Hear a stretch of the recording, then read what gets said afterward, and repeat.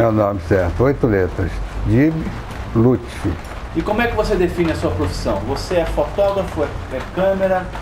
Como é que você se define? Eu defino que eu tenho a profissão melhor do mundo, cara. Eu faço com o maior prazer.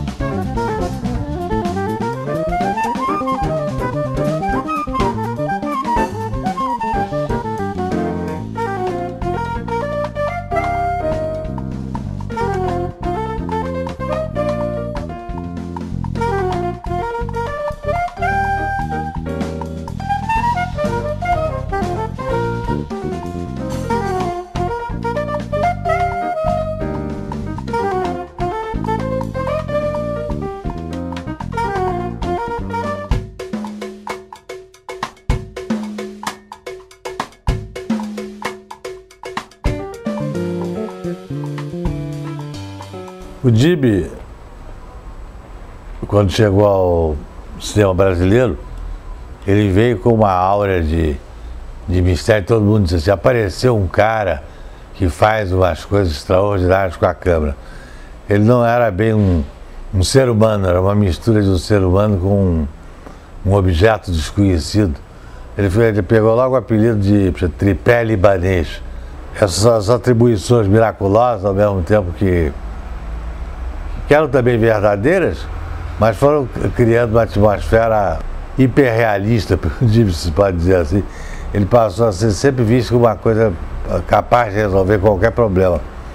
E assim ele foi utilizado, às vezes mal, por muita gente, porque procuravam, deixa eu ver o que eu vou inventar para o Dib fazer aqui. Vou fazer de subir ali por cima daquela ponte, aí vai para o outro lado do rio, aí entra com água até o meio da barriga, e por aí afora, iam inventando assim façanhas pro Super Dib se livrar e dar ao cinema brasileiro mais uma demonstração dos seus superpoderes. Isso é uma coisa que sempre deixou um pouco sem jeito, eu disse, mas o Dib não merece, e aí? Tá gravando?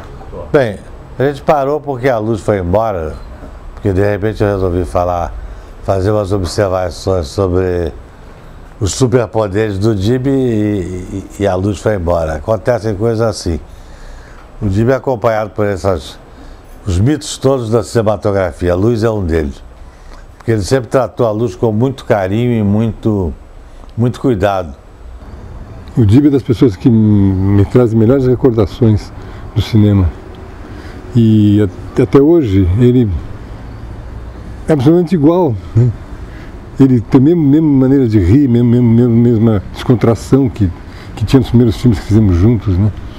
E era um alívio, era uma tranquilidade estar com o Dib no set de filmagem, porque não tinha tempo ruim, né? Tudo ficava mais fácil, porque ele resolvia problemas seríssimos, muitas vezes de mise-en-scène, de fotografia, com a intuição dele.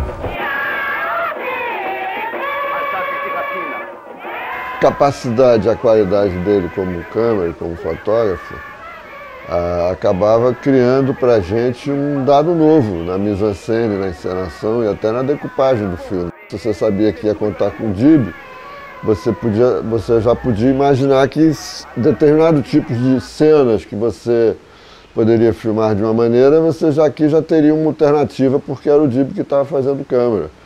A principal qualidade do Dib não era só que ele era um câmera na mão muito firme, que a câmera era muito firme, coisa e tal.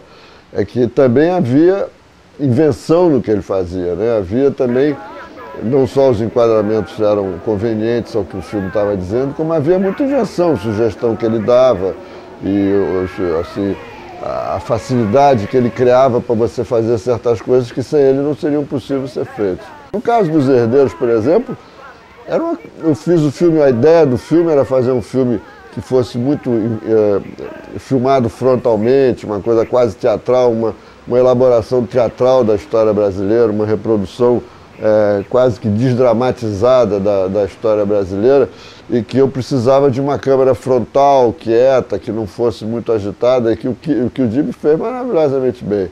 De vez em quando a gente fazia umas coisas, por exemplo, a cena na Rádio Nacional, que começa com Odete Lara cantando e acaba com o Grande Otelo fazendo o elogio do Petróleo é Nosso, da campanha da Petrobras, não sei o quê. Aquilo ali foi um plano de sequência extremamente elaborado, com câmera na mão, e que mudava, inclusive, até mesmo o cenário mudava, a gente se aproximava dos atores e na medida em que saía do plano geral para o close, o cenário em volta mudava, e aí a gente recuava e o cenário já era outro. É claro que a elaboração dessa cena sem o Dib era impossível, não é? A decupagem era minha, a elaboração da cena era minha, mas só foi possível realizá-la, eu só pude imaginá-la daquela maneira porque eu tinha o Dib, que se eu não tivesse o Dib, eu tinha que usar um número de ferramentas cinematográficas que eu nem sei se na época existia, porque realmente o Dib fazia coisas do Arco da Velha, coisas que eram inéditas no mundo todo, tanto que chamou a atenção no mundo todo, né? No mundo todo se falava do cameraman brasileiro, o Dib, ele foi chamado para filmar fora do Brasil. Havia uma originalidade na maneira dele trabalhar que cada diretor usou de uma maneira que lhe era mais conveniente. Mesmo os amigos dele? Medeiros, amigo do presidente.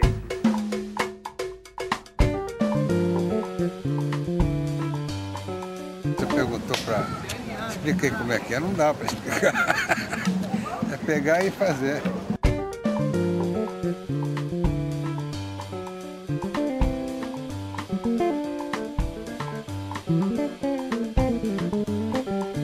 Não tem uma tipo regra, assim, uma coisa que tem um livro que você lê, essas coisas, não tem uma... É coisa que acontece a necessidade, por exemplo, na época surgiu o lance de câmera na mão, no cinema, do Velho Vádio, que chegou e a gente fazia as coisas também da iluminação, que era a luz ambiente, não tinha nenhum artifício, não tinha parafernália nenhuma. Era uma coisa que você fazia com o que tivesse, né? Com o mínimo de parafernália, né? Quanto menos, melhor. Então a gente levava só a câmera, 3 lentes, levava os atores, produção, a equipe inteira e saía a filmar.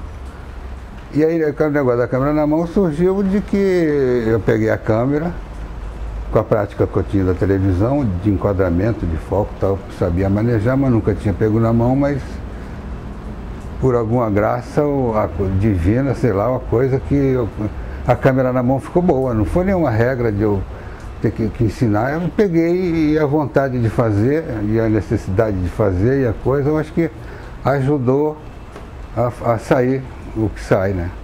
A câmera na mão do Dib é responsável por uma boa parte dos filmes do cinema novo. Do ponto de vista da linguagem, né? Ele criava resoluções que o diretor não poderia tê-las se não fosse com o Dib. O Glauber Rocha fez o Terra em Transe, que é o melhor filme de câmera do Glauber, né? Porque tinha o Dib. Planos de sequência no Terra em Transe, incríveis, uma sequência famosa do Jardel Filho, andando com a Glauce num terraço do Parque Lage, ao mesmo tempo num apartamento grande com a Danusa Leão, José Hélio Goy, todos andando, movimentando para lá e para cá, e ele, né, eu não acredito que Glauber tenha marcado aquilo, eu acho que ele tenha deixado, acredito que ele tenha deixado o Dib solto porque confiante nessa sensibilidade da câmera dele, né?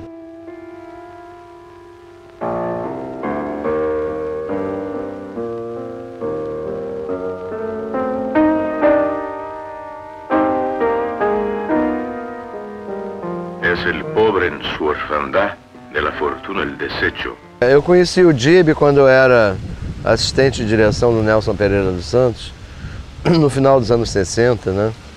Mais precisamente em Fome de Amor, um filme de ruptura assim, da linguagem do cinema brasileiro.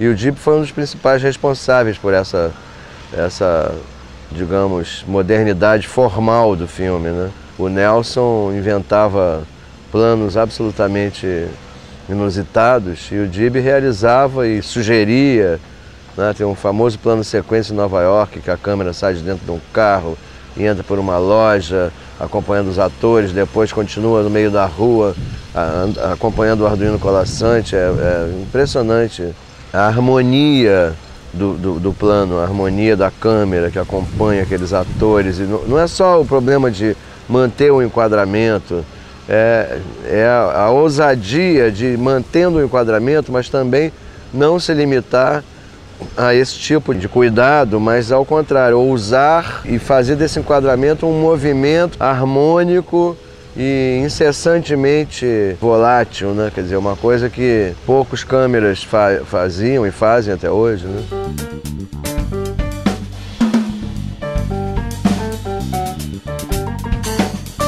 Nossa grua humana, o DIB, né? E planos de chassi inteiro, planos de 4 minutos, né? Eu produzi um filme do Rui Guerra, Os Deuses e os Mortos, que também o DIB fez, o Rui fez o filme todo em plano de sequência, de chassi inteiro. E o DIB resolvia maravilhosamente bem aqueles problemas todos. Coisas incríveis ele fazia. Eu lembro que numa das filmagens do Deus e os Mortos, o personagem tinha que fazer uma travessia de uma pinguela, uma passagem muito estreita por cima de um rio. E o DIB vinha acompanhando esse personagem e entrava na pinguela atrás do personagem, mas com o olho da câmera. No meio da trajetória do DIB, ele perdeu o pé e caiu. No momento que ele cai, ele tira a câmera, simultaneamente tira a câmera do rosto, vai para cima e segue andando por dentro d'água com a câmera em cima, até recolocar, chegar na margem, recolocar a câmera de novo no ombro. E quando você assiste o Copeu, você não nota que a câmera vacilou. Isso é uma coisa fantástica, fantástica como ele fazia.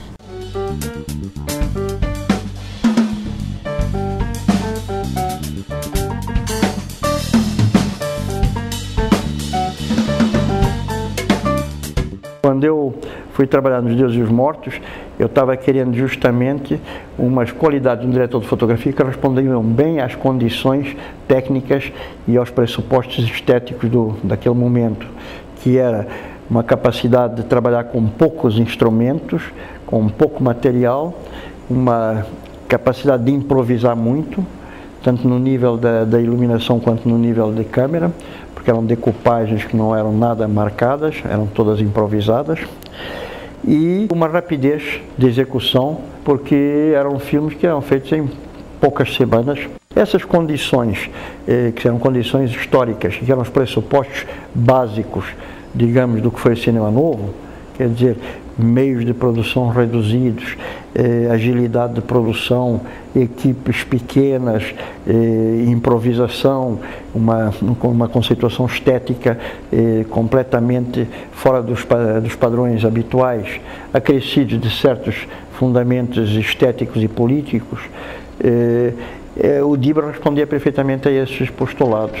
Talvez tenha sido o filme em que eu tenha ido mais longe dentro da imagem, no sentido de que é um filme inteiramente feito em planos de sequência longos, extremamente marcados, extremamente difíceis tecnicamente, impossíveis de realizar com uma Steadicam ou com qualquer tipo de grua. Isso me permitiu uma linguagem muito específica.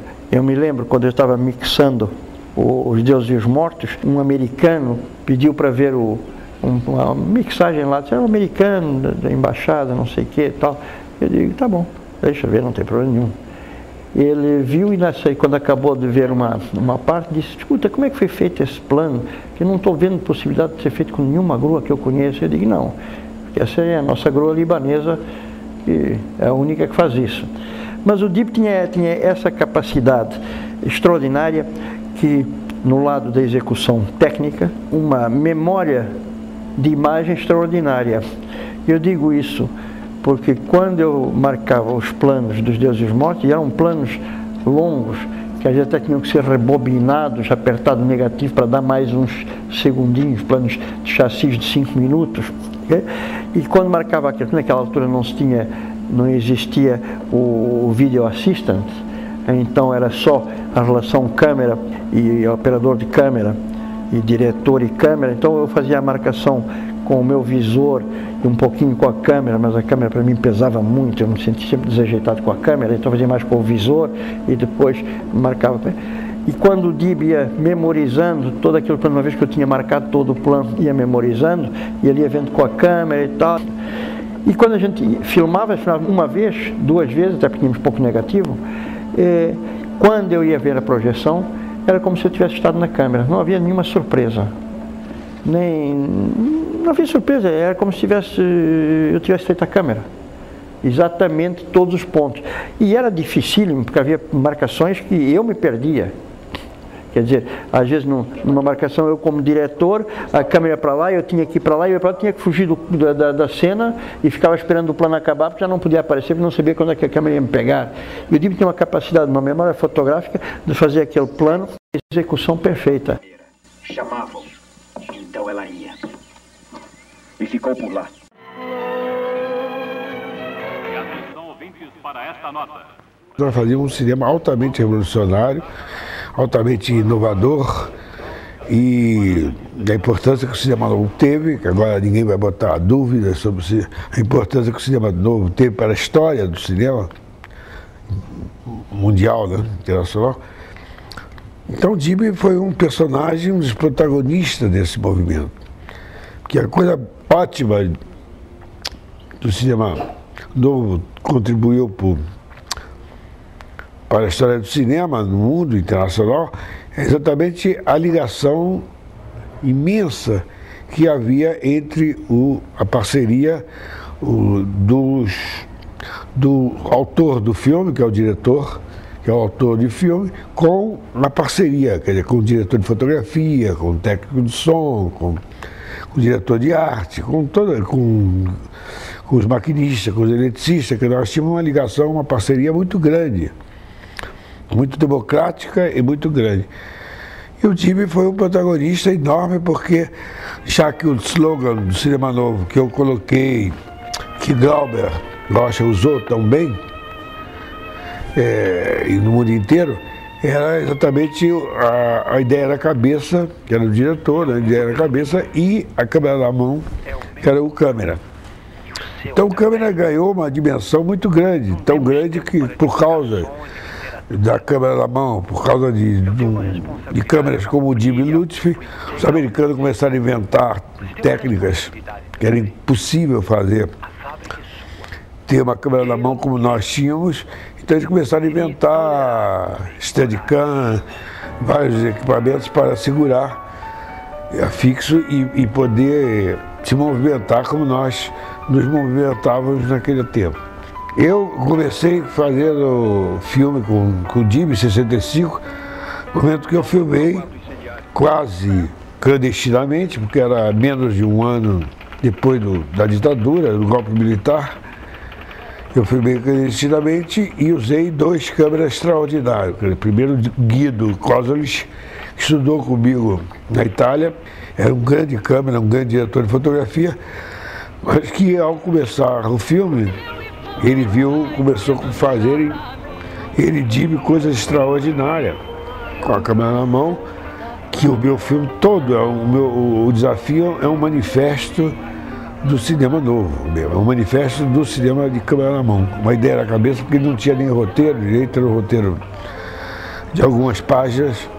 Então eu tinha inventando na hora, quer dizer, ia inovando, ia fazendo as coisas e usando principalmente a maestria com que Dib fazia a câmera na mão.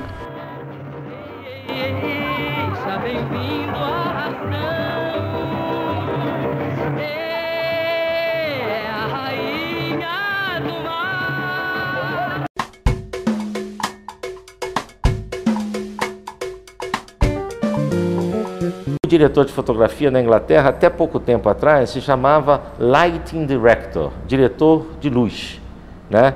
E o operador de câmera era o Camera Operator, entendeu? E são funções muito separadas na Inglaterra, certo? Mas que têm o mesmo status dentro da equipe.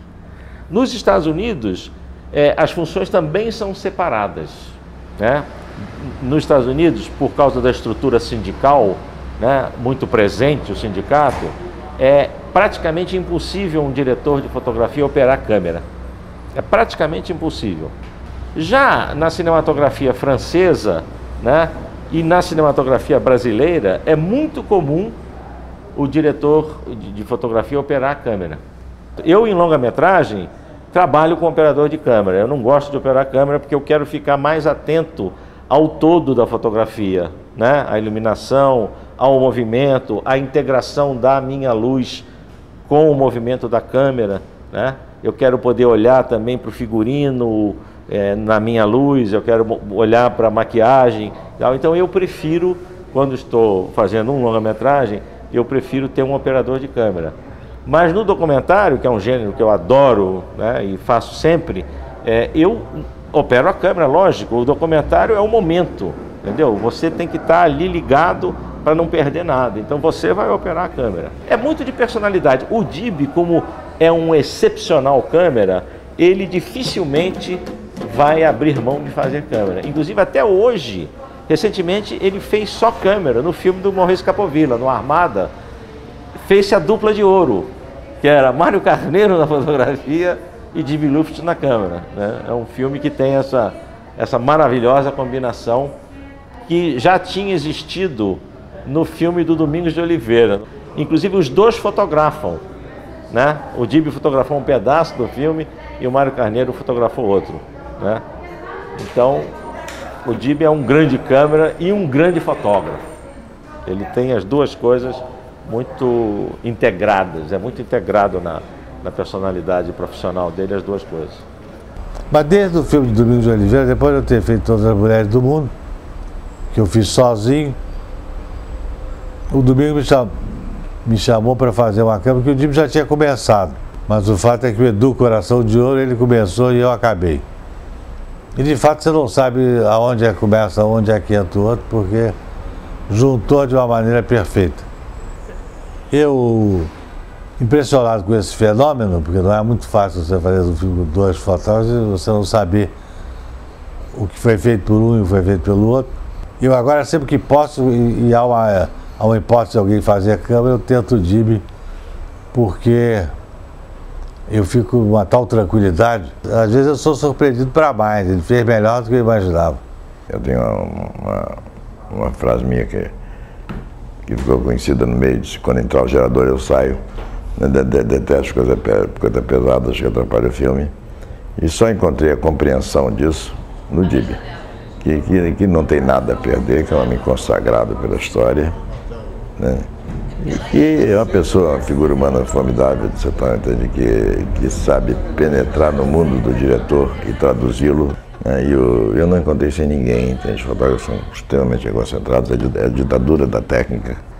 Eu também está melhorando isso um pouco, está desmoralizando isso um pouco, e eu creio, inclusive, que eu tenho uma boa parcela de colaboração nessa desmoralização. Mas ele foi formado em outra escola, que não é brasileira coisa nenhuma, ela é simplesmente a escola que permitiu a existência de todo o neorrealismo e principalmente de todo o Nouvelle Vague, que é a escola de trabalhar barato com pouca luz, né, utilizando o mais humano dos cinemas, que é diafragmar a sua câmera para o rosto do ator, que é o que interessa, e deixar os fundos estourarem. Toda a Nouvelle Vague foi feito assim, todo o cinema novo foi feito assim. Pelo menos 3 movimentos importantes de cinema foram feitos assim. Você substitui a lâmpada do teto por uma lâmpada mais forte, você diafragma para o rosto do ator e você capricha nos closes. Quando você não ficar com frescura, você conta a sua história bem rápida. Tem todo o prazer de dizer aqui, porque isso devia ficar na história, que o Dib não usou nenhuma lâmpada no filme inteiro do Feministas. Mas qualquer outro fotógrafo teria usado. Ele usou uma lâmpada na cena da cozinha, uma lâmpada, e só. Mais nada, e por isso conseguimos fazer o filme em 8 dias. De modo que a primeira louvação que se pode fazer de Luft é sua inteligência, sua falta de vaidade, no sentido de priorizar a inteligência diante da vaidade, e a sua boa escola. É um homem necessaríssimo para o cinema brasileiro. Eu diria que é o melhor fotógrafo do cinema brasileiro. Basicamente, quero trabalhar o resto dos meus dias com o Dib.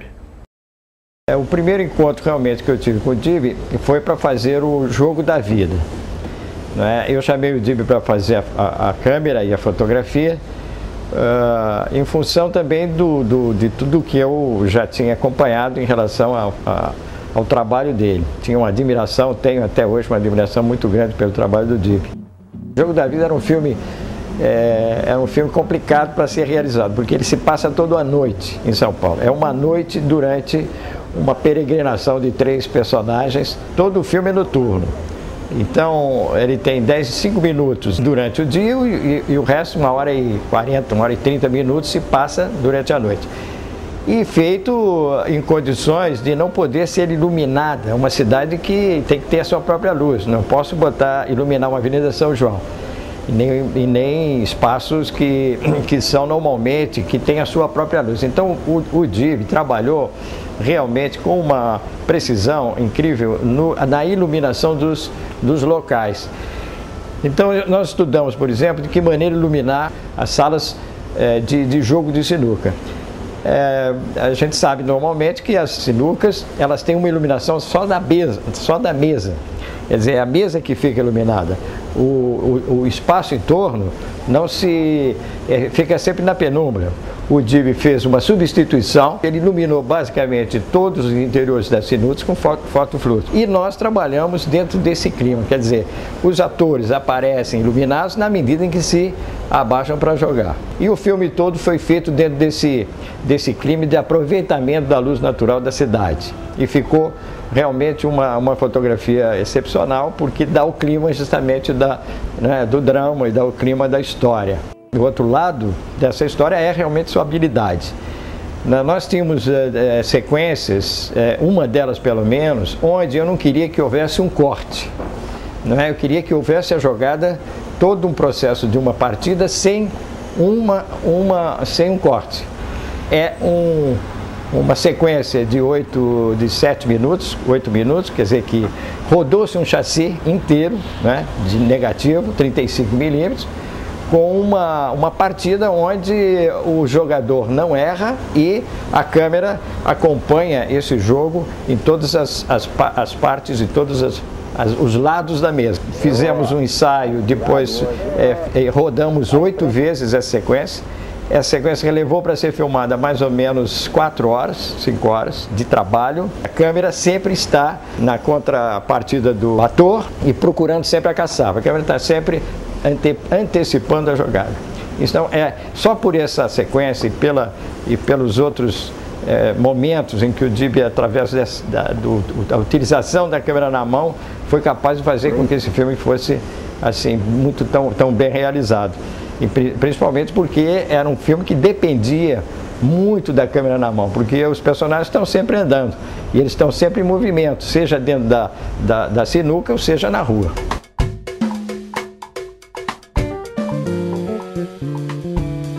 Outro aspecto também que eu acho que aquilo foi até injustamente, mas não maldosamente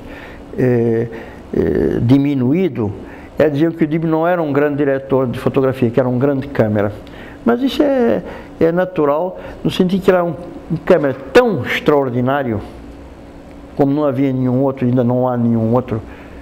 Havia alguns que se podem colocar num plano equivalente, mas não superiores ao DIB, que o lado criativo da luz e tal ficava um pouco ofuscado por essa exponencialidade da capacidade da câmera. Não é que dissessem que ele não iluminasse bem.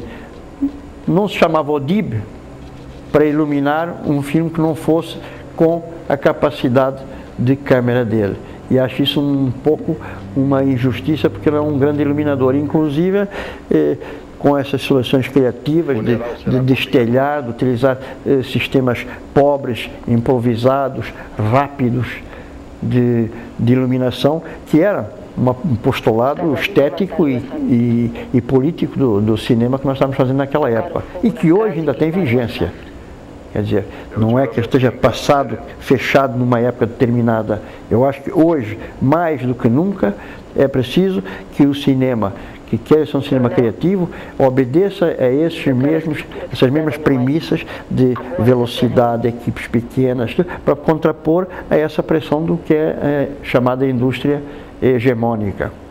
Então, essa capacidade de iluminar, de ver uma imagem, não só sob o ponto de vista do quadro, mas sob o ponto de vista da sua densidade e da sua expressividade de luz, o DIB nunca foi suficientemente reconhecido. Eu gostaria que nesse momento, quis ficasse bem marcado que a minha visão do DIB não passa unicamente pela sua incrível capacidade, lendária capacidade, exaltada capacidade de manipular uma câmera e de fazer coisas que ninguém é capaz de fazer com uma câmera, mas também pelo seu olho de iluminador e de diretor de fotografia. Há uma tradição de considerar o DIB um grande câmera e esquecer que ele era um grande fotógrafo também. No caso dos Herdeiros, por exemplo, é um filme que quase não tem câmera na mão, é um filme totalmente feito com a câmera no tripé, e a qualidade básica da fotografia dos Herdeiros é a iluminação mesmo, não é a câmera. Nesse período todo, ele não só foi fundamental como câmera, mas foi fundamental como fotógrafo também. A capacidade que ele tinha de trabalhar com luz natural, a capacidade que ele tinha de criar com a iluminação dele determinados tipos de cores, de esquentar o filme. O DIB foi um dos primeiros a fazer uma fotografia mais quente, mais poderosa em termos de reflexão sobre a realidade brasileira, aquilo que a gente vê no Cinema Novo e nos filmes que sucederam ao Cinema Novo, de registrar uma realidade mais original, uma imagem que fosse mais correspondente àquilo que a gente via sobre o sol tropical, etc. Tudo isso o DIB fez com extrema maestria. Não era só um grande câmera, mas era também um extraordinário fotógrafo. O DIB, ao contrário do que se possa imaginar de um super poderoso, é a pessoa mais cuidadosa com luz. Ele gosta de tratar a luz no seu mínimo. Ele tem horror a abuso de luz na cara de ator.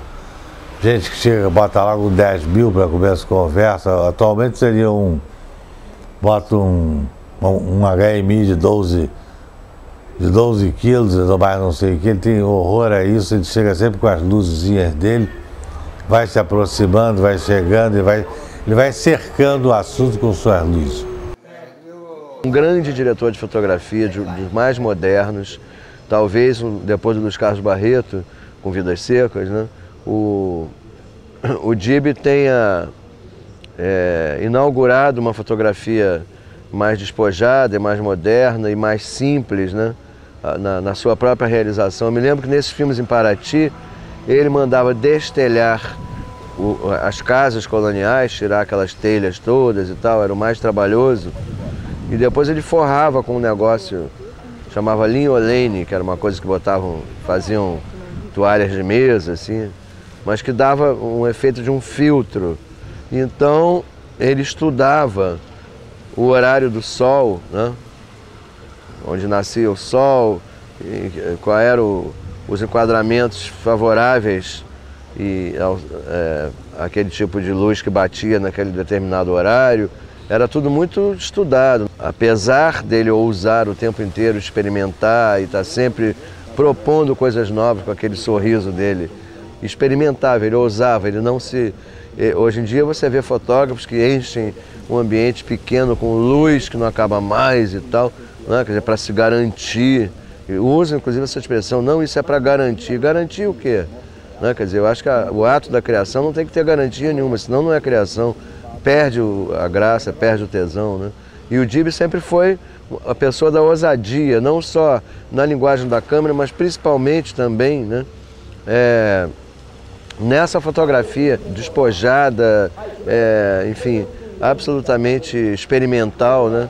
E com resultados fantásticos. Esses filmes, por exemplo, O Asilo Muito Louco, O Fome de Amor, o Como Era Gostoso Meu Francês, são exemplos disso que eu estou dizendo, para ficar só nos filmes do Nelson, né? Desde 69, quando eu trabalhei com o DIB pela primeira vez, no Asilo Muito Louco. Não, eu lhes conto o negócio como se passou. O defunto meu tio não era uma onda, mas quando estava curioso, era capaz de nem tirar o chapéu santíssimo. Em que eu fazia um personagem como atriz. Eu percebi que o DIB tendia a usar mais a luz natural, mesmo nos interiores. Tanto que eu me lembro que naquela ocasião ele destelhou assim, uma casa que a gente filmava, uma casa antiga de Paraty. Depois, em Como Era Gostoso Meu Francês, ele destelhou também a taba, né? Então eu vejo assim que ele sempre gosta. Agora a gente fez um documentário juntos, Lembranças do Futuro. e eu dirigindo, né? E eu vi também que eu tinha uma expectativa em relação à luz do Museu de Arte Moderna e ele trouxe uma outra coisa. Então o Dib é sempre surpreendente, ele é sempre, além de ser um câmera extraordinário, é um câmera extraordinário, que tem um ritmo e uma visão muito próprios.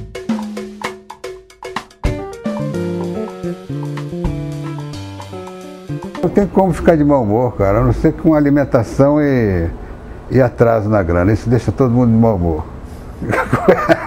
Vou contar somente uma brincadeira dele, porque um filme muito sério assim também fica meio chato. Vou contar as brincadeiras do Dib. Teve uma vez que ele adorava sacanear toda a turma da pesada e tal. Então no dormitório uma vez ele pegou o sapato de um eu não sei se maquinista, se iluminador, não sei, um elemento da equipe. Você está dormindo, aí ele pegou um prego e pregou o sapato do sujeito no assoalho. E enfiou um prego no centro do sapato e pregou, o sapato ficou pregado. Aí de repente eles armam, já brincando, já em comum acordo com a equipe, fazem uma confusão e tal, e o sujeito acorda. Aí diz, bora que vai começar a filmar, não sei o que, aí o sujeito acorda, enfia o pé no sapato para poder sair, e o sapato fica preso, ele fica desesperado, e o pessoal cai na gargalhada, enfim. Esse tipo de brincadeira, essa coisa ingênua, essa coisa é muito importante, inclusive parece assim uma coisa que não tem nada a ver com a profissão do indivíduo, mas em cinema, se não tiver esse espírito, a coisa fica meio perdida. Primeira coisa é que o Dib é uma pessoa muito bem-humorada, é um diretor de fotografia bem-humorado. Então já cria um clima muito bom no set. Fosse como atriz, fosse como diretora, às vezes que eu trabalhei com ele, sempre teve essa característica do set ser um set alegre, um set para cima, animado. E ele também tem um outro lado que é a brincadeira, meio moleque, que faz um pouco levantar a equipe na brincadeira, no humor e a alegria de trabalhar, ele dá isso. Onde a gente vai, esse cara fica com essa câmera na frente da gente? Acostumando, porque, pô, parece até que a gente é ator, né?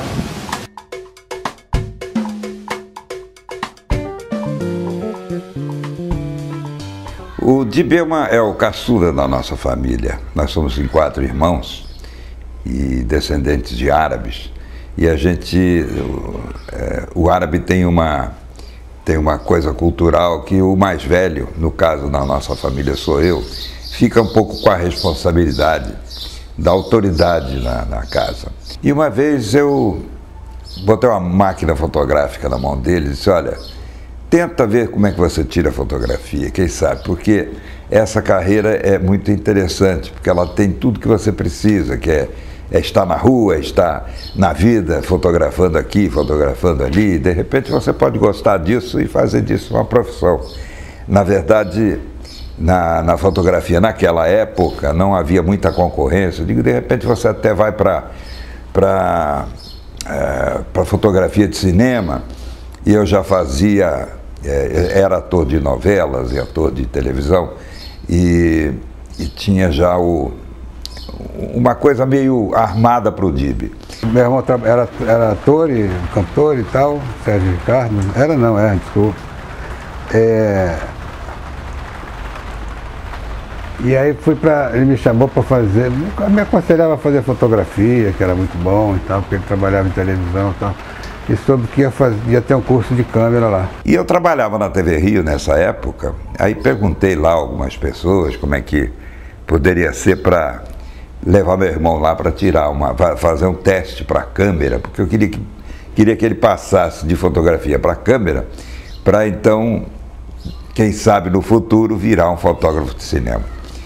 E não deu outra coisa. Para encurtar a conversa, ele foi para a televisão, virou em pouco tempo o melhor câmera da televisão, era concorridíssimo, havia um programa lá chamado Noite de Gala, do Medina, que era uma coisa assim mirabolante, um show que se fazia com uma câmera só.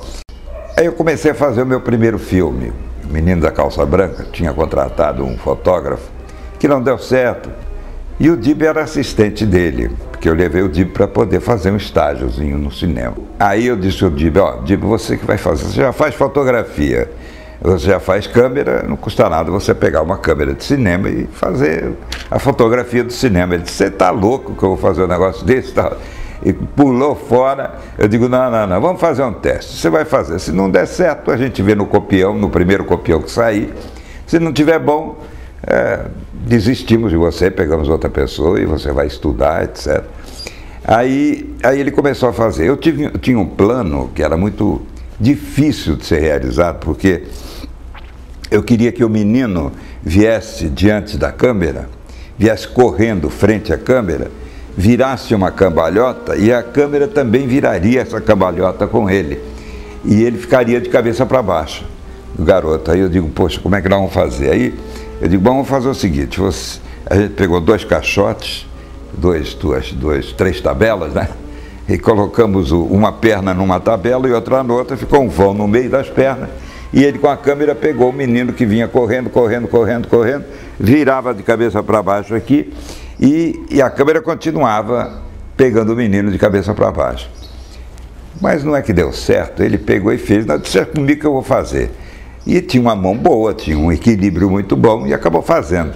Esse take, quando fomos ver no copião, ficou uma coisa primorosa, né? O Nelson Pereira dos Santos, que tinha visto o filme, tinha visto o copião, disse, pô, que câmera bom, então, que coisa boa, eu gostaria de montar esse filme. E aí, poxa, eu ganhei o Nelson Pereira como nosso editor, nosso montador do filme. Bom, aí nasceu o Dib Lutfi, né? O Sérgio me convidou para ir montar o filme, né? E material excelente, tinha tudo, planos magníficos, movimentos de câmera, tudo. Depois, isso é um profissional, não pode ser um profissional, e era o Dib. Agora o Dib já tinha uma experiência de câmera, televisão, tudo isso, mas tem um olho no cinema, né? Estava muito capacitado a fazer cinema. Depois nós fizemos tanta coisa juntos, né? Falar do Dib vai levar uma longa-metragem aqui. E fizemos tanta coisa. Outro dia eu estava com ele, vendo uma cópia nova, restaurada, do Asilo Muito Louco, que foi, aliás, meu primeiro filme em cor. Ele foi, se eu não me engano, acho que também para ele foi o primeiro. Então o Dib olhando assim, falou, fui eu que fiz tudo isso? Ele brincando, foi você. Você mesmo. Planos, poxa, fotografia muito boa, movimentos de câmera, como sempre, o filme todo na câmera na mão. O Dib tem qualidades que são invejáveis. Ele tem uma coisa. Em primeiro lugar, um olho não é muito sábio, ele conhece onde ver, onde colocar a câmera, tudo isso. E ele tem, aliado a isso, uma disponibilidade inventiva. Assim, eu quero fazer um plano daqui para lá, aproximação, mas não quero o carrinho. Tem que ser aquela mão, ele combina o movimento dele com uma zoom. ele tem tudo isso. Fora a capacidade que ele tem de trabalhar a câmera na mão, mudar o foco e mudar o diafragma ao mesmo tempo. Em alguns casos, né? Quando não dava para ter o assistente junto para fazer isso. Ele também tem essa disposição de inventar um equipamento, ele sabe o que as entranhas de uma câmera, ele conhece tudo, e conserta, arruma, inventa, acrescenta, enfim, é um conforto enorme trabalhar com o Dib. Sem falar da figura humana, quer dizer, esse é outro caso. Então o Dib é tão companheiro, é tão bom, ele combina, ele dá um clima de familiar, toda a equipe.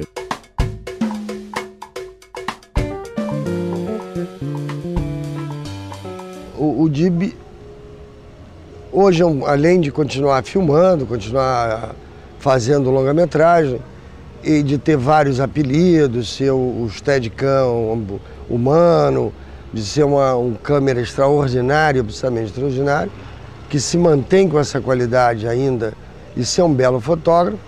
Tem uma parte que ele está fazendo nesse momento que é dar aula.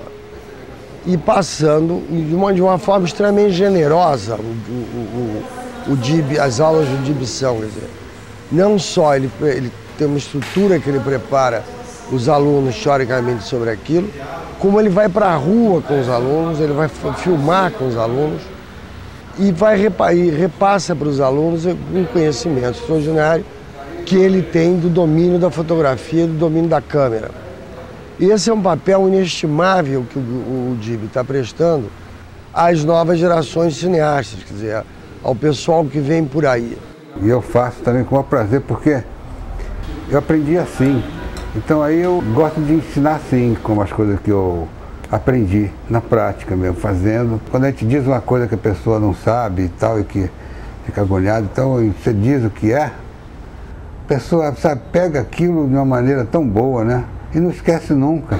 Ele é de uma extraordinária paciência. O DIB tem uma paciência quase infinita com as pessoas, quer dizer. E uma dedicação àquela aula, àquela coisa. Há pouco tempo eles estavam fazendo um filme de fim de ano e quebrou um monitor. E o monitor quebrou. E eles não podiam todos verem ao mesmo tempo. Estava filmando, o senhor olhava na câmera. O DIB não teve a menor vacilo. Ele saiu e comprou o monitor do bolso dele para botar na aula. Quer dizer, que não tinha nada a ver com isso. O monitor quebrou, tinha que ter interrompido as filmagens. Os alunos continuaram fazendo o seu filme.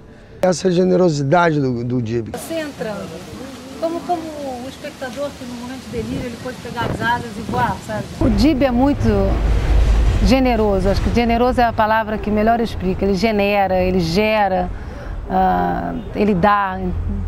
E o cinema é um trabalho de equipe, né? A responsabilidade é muito grande e dá muito medo, né? Ainda mais eu que estou começando. E eu preciso de pessoas que queiram colaborar, que não são minhas amigas da faculdade, porque eu nem fiz a faculdade, não tenho um histórico de conhecido. Então as pessoas têm que se envolver porque elas são envolventes, elas têm que dar porque elas sabem dar, né? Não porque eu sou isso ou aquilo, ou porque eu estou junto há tanto tempo. E isso ele sabe fazer, ele está junto. Quando eu falei para o DIB assim, DIB, eu queria muito que você fizesse esse trabalho, é o meu terceiro trabalho, eu estou começando. Aí ele olha para mim e diz assim, que bom! Mas o que bom dele foi que bom mesmo, entendeu? Não foi assim, tal, que bom. Na mesma hora, o medo, assim, a preocupação de que, afinal de contas, ele, uma história enorme no cinema nacional, internacional, aí deu um alívio. Eu senti que ele estava junto, que ele viria fazer, que ele ia compartilhar a dádiva que ele tem de tanto conhecimento, ele ia compartilhar com todos nós.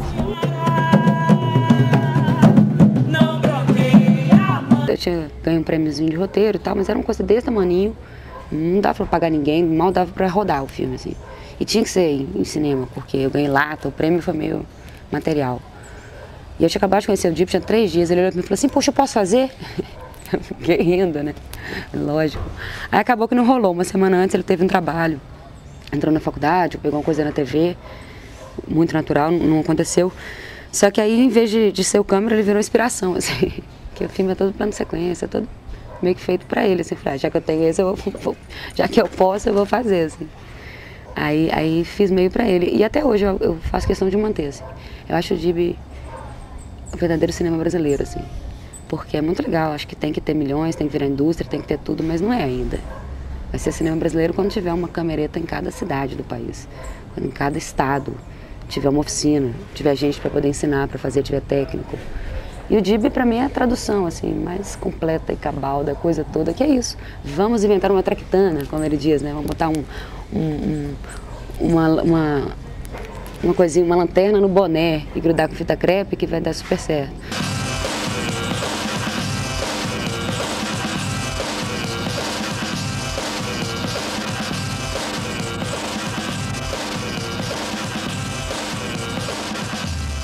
Eu era assistente de câmera, um trabalho muito exaustivo e eu tive um problema na coluna, assim, eu carregava muito peso, então eu tive que deixar de ser assistente de câmera. Aí fiquei muito frustrada, voltei para a faculdade e a minha tese de formatura eu pensei que queria fazer sobre um diretor de fotografia. E tive um insight de fazer com o Dib. Eu nem sabia que ele nunca tinha dado entrevista, porque ele era super tímido. E eu pensei em procurar o Dib muito pelo trabalho dele, pelo que eu conhecia do trabalho dele. Essa foi a primeira ideia, assim, Mas eu não sabia que ele nunca tinha dado entrevista para ninguém. E depois eu fiquei sabendo, na verdade, quando eu liguei para ele a primeira vez, ele aceitou na hora. E ele me disse depois que ele só aceitou porque era um trabalho universitário. Eu fiquei super honrada, eu falei, nossa, meu Deus, uma pessoa que é um monstro da fotografia como o Dib, né, um guru da fotografia no Brasil e no mundo também. E ele aceita porque, para ele, o que era mais importante naquele momento era passar os conhecimentos dele para as pessoas que estão aprendendo, para as pessoas que estão começando. Então isso estava acima da timidez dele, sabe?